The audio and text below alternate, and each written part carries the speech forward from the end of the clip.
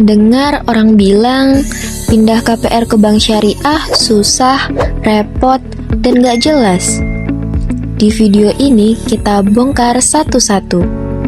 Faktanya, apakah benar take over KPR syariah itu sedikit diminati? Jawabannya ada alasan kuat di baliknya. Dan beberapa bukan karena religius semata. Yuk simak sampai akhir.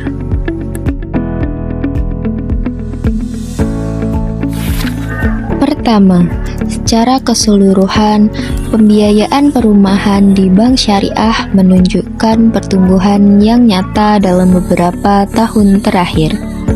Otoritas Jasa Keuangan menerbitkan statistik perbankan syariah yang rutin menunjukkan kenaikan portofolio pembiayaan, termasuk KPRIB atau KPR Indonesia berbasis syariah.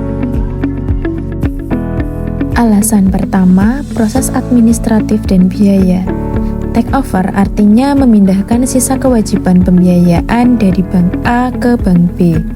Tapi di praktek KPR syariah ada langkah akad ulang dan verifikasi dokumen yang kadang lebih panjang, terutama bila akad awal berbeda dengan model akad. Misalnya, bunga konvensional versus akad syariah. Alasan kedua, biaya tersembunyi dan syarat pengikatan. Meski produk syariah menjanjikan tanpa bunga atau riba, ada biaya administrasi, provisi, atau persyaratan jaminan yang membuat sebagian nasabah memilih bertahan di bank lama. Ini bikin proses take over terasa kurang menguntungkan secara cash flow atau berjangka pendek. Alasan ketiga, persepsi dan edukasi. Banyak calon nasabah atau pemilik KPR belum paham perbedaan teknis antara KPR konvensional dan KPR syariah. Sehingga, meski KPR syariah sering menawarkan skema margin atau angsuran yang kompetitif, persepsinya masih ribet atau lebih mahal masih menempel. Alasan keempat, insentif dari bank asal. Beberapa bank konvensional memberi fasilitas restrukturisasi atau suku bunga promo untuk mempertahankan nasabah. Sementara itu, bank syariah, walau agresif menggarap pasar, kadang belum memberikan paket take over yang secara total lebih menarik dibandingkan penawaran bertahan dari bank lama. Oke teman-teman, sekarang kita masuk kepada segmen terakhir. Jadi kesimpulannya tuh fenomena take over KPR syariah itu tidak selalu berarti masyarakat menolak produk syariah. Namun banyak faktor lain yang ikut bermain, mulai dari urusan administrasi yang terasa rumit, biaya awal yang cukup besar, hingga persepsi bahwa proses di bank konvensional itu lebih cepat atau lebih mudah. Nah selain itu, bank asal sering menawarkan promo menarik agar nasabah tidak berpindah.